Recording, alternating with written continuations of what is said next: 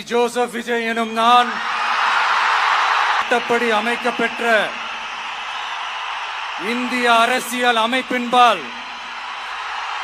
உண்மையான நம்பிக்கையும் மாறா பற்றும் கொண்டிருப்பேன் என்றும் இந்திய நாட்டின் ஒப்பில்லாத முழு முதல் ஆட்சியையும் ஒருமையையும் நிலை நிறுத்துவேன் என்றும்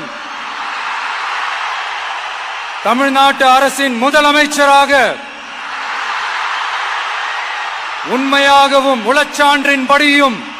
என் கடமைகளை நிறைவேற்றுவேன் என்றும் அரசியல் அமைப்பிற்கும் சட்டத்திற்கும் இணங்க அச்சமும் ஒருதலை சார்பும் இன்றி விருப்பு வெறுப்பை விலக்கி